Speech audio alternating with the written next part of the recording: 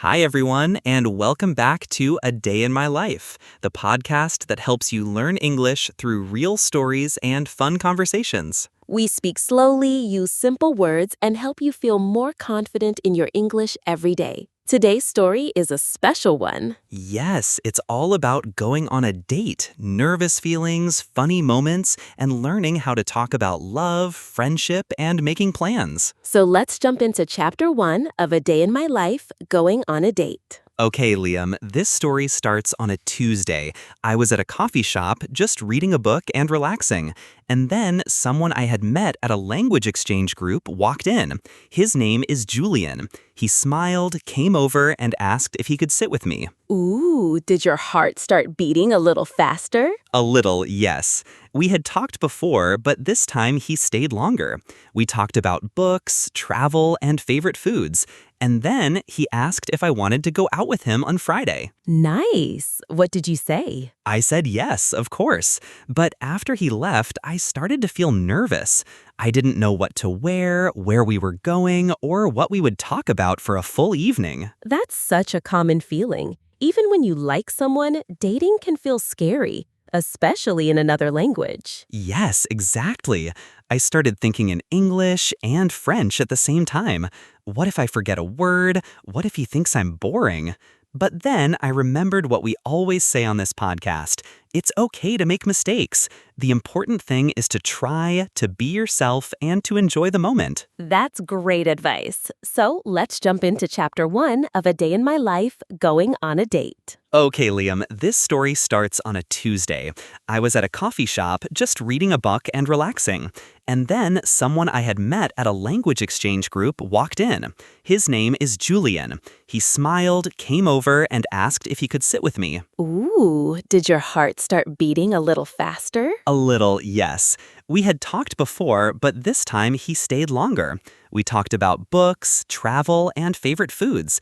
And then he asked if I wanted to go out with him on Friday. Nice. What did you say? I said yes, of course. But after he left, I started to feel nervous. I didn't know what to wear, where we were going, or what we would talk about for a full evening. That's such a common feeling. Even when you like someone, dating can feel scary, especially in another language. Yes, exactly. I started thinking in English and French at the same time. What if I forget a word? What if he thinks I'm boring? But then I remembered what we always say on this podcast. It's okay to make mistakes. The important thing is to try, to be yourself, and to enjoy the moment. That's great advice. So what did you do to prepare? Well, I picked out a nice outfit, simple but pretty. I also practiced a few phrases in French, like how to say, "that sounds interesting," or "tell me more." I even wrote down a few questions to ask him, like, "what do you do for fun?" and "do you like to travel?" That's smart. It's good to have ideas ready just in case your brain freezes. Exactly. So when Friday came, I was still nervous, but also excited. I told myself, just go and have fun. Listen, smile, and enjoy the food. Sounds like a perfect start. So, how did the date go? Haha, I'll tell you in the next chapter. All right, Emma, it's Friday night. You've said yes to the date. You've picked your outfit. You've practiced some phrases. So, what happened next? Okay, so I met Julian at a small Italian restaurant in the center of town. It was really cozy inside. Warm lights, soft music, people talking quietly. I got there a little early and waited at the table. My heart was beating fast, but I tried to stay calm. Did he arrive on time? Yes, right on time. He walked in, smiled at me, and said, "Bonsoir, Emma." It was so simple, but it made me smile too. We said hello, and he asked how my day was. I answered in French, just a few sentences, but he smiled and said my French was getting better. That must have felt nice. It did. We started talking more, switching between English and French. I told him about my job and my favorite places in the city. He told me about his family and how he loves cooking. We laughed a lot. I was surprised at how easy the conversation felt. Sometimes when you connect with someone, the language feels easier, doesn't it? Yes, totally. Of course, I forgot a word here and there, and once I said something really strange. I wanted to say, "I'm excited," but I used the wrong word and said something more like, I'm nervous happy. He laughed, but in a kind way. He helped me find the right word, and we kept talking. That's the best kind of date, the kind where it's okay to make small mistakes. Exactly. Then we ordered food.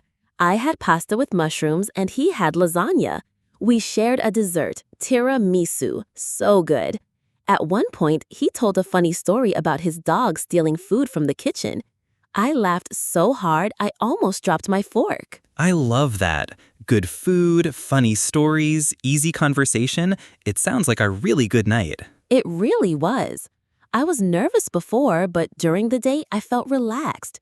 It reminded me that when you're open, friendly, and really listen, the conversation flows, even if your English or French isn't perfect. I felt proud of myself for just showing up and being me. And I think that's what a good date is all about. Two people just enjoying the moment, learning about each other, and sharing a little bit of life. Exactly. The night ended with a short walk outside. He said he had a great time and asked if I wanted to see him again. I said yes. Then we said goodnight and went our separate ways. That sounds really sweet, Emma. I'm glad it went well. But I have to ask, how did you feel afterward? That's a whole story of its own. I'll tell you in the next chapter. So, Emma, the date was over and you said yes to seeing Julien again. But what happened next? How did you feel after the night? Oh, Liam, I was a mix of emotions. I felt happy because the date went well and we connected, but I also felt nervous because now I was thinking about what to say next time. Would I still be good at speaking French? What if I made mistakes again? That's totally normal. Sometimes after a big experience, our brain keeps thinking about everything. Exactly. I kept replaying parts of the evening in my head, like when I forgot the word for excited or when I laughed too loudly at his dog story. But then I thought, hey, those little mistakes make the experience real and fun. Nobody expects perfect language. Right. Language is about connection, not perfection. Yes. And I even sent Julien a message the next day to say thank you for a great evening. I wrote a few sentences in French, and he replied with a smiley face and said he had a good time too. That made me feel really good. That's a nice way to keep the conversation going. Did you practice any new phrases after the date? I did. I looked up words about feelings like nervous, excited, and happy. I wanted to be ready for the next time. But mostly, I just reminded myself to be patient and enjoy the process. That's great advice for anyone learning a language or trying something new. Be patient with yourself. Yes, and don't be afraid to say how you feel, even if your words aren't perfect. People appreciate honesty and effort. I'm really looking forward to the next date now. Sounds like you're doing an amazing job, Emma. I hope our listeners feel inspired to be brave too. I hope so. Sometimes a little courage leads to wonderful things, like new friendships, new language skills, and maybe even love. So, Emma, now you're excited for the next date. How did you prepare this time? Did you practice more French or think about what to say? Yes, Liam, I definitely wanted to be ready. I spent some time learning new phrases about feelings and asking questions. I practiced saying things like, "How was your day?" and "What do you like to do on weekends?" I also tried to learn some polite ways to agree or disagree, so the conversation would feel natural and smooth. That's smart. Conversation is a two-way street, and it's good to know how to respond politely. Exactly. I also thought about what to wear again. I didn't want to look too formal or too casual. I wanted to be comfortable but nice. Choosing an outfit for a date is actually harder than I thought. I know that feeling well. It's like your clothes need to say, "I'm ready, but I'm still me." Yes, that's a perfect way to put it. I also told myself not to worry too much about speaking perfectly. It's more important to listen, smile, and show interest. Good advice for all kinds of conversations. So, did you feel more confident this time? I did. Not completely perfect, but better. And I think that's the key. Progress, not perfection. I'm proud of how far I've come. That's a great mindset.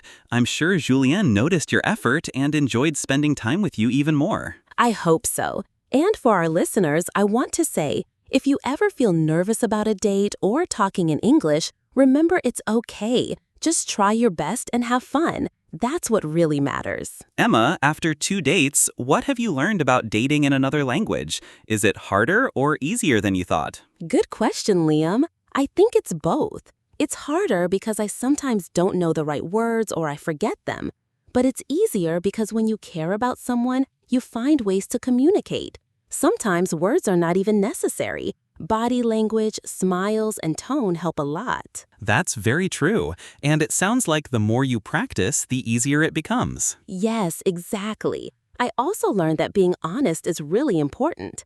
If I don't understand something, I ask. If I need time to think, I say so. And Julian is patient and kind, which makes everything better. That's great to hear. Good communication is key in any relationship. Definitely. And I want to tell our listeners that dating is a great way to practice language skills, but it's also about having fun and meeting new people. Don't put too much pressure on yourself. I love that advice. So, Emma, what's next? Are you planning more dates? Maybe. I'm excited to see what happens. For now, I'm just enjoying the journey, learning, growing, and making new memories. That's the best way to live. And for everyone listening, remember, every conversation is a chance to learn, and every step is progress. Liam, looking back on my first dates with Julian, I feel proud. I took a chance, I spoke in a new language, and I met someone special. It wasn't perfect, but it was real, and that's what matters most. I'm really happy for you, Emma. Your story shows that learning a language is not just about words, it's about connection and courage. That's a wonderful lesson for all of us. Thank you, Liam. And to our listeners, I want to say, don't be afraid to take risks. Whether it's a date, a new friendship, or just speaking English, every step helps you grow. Yes, keep practicing, keep smiling, and keep enjoying the journey.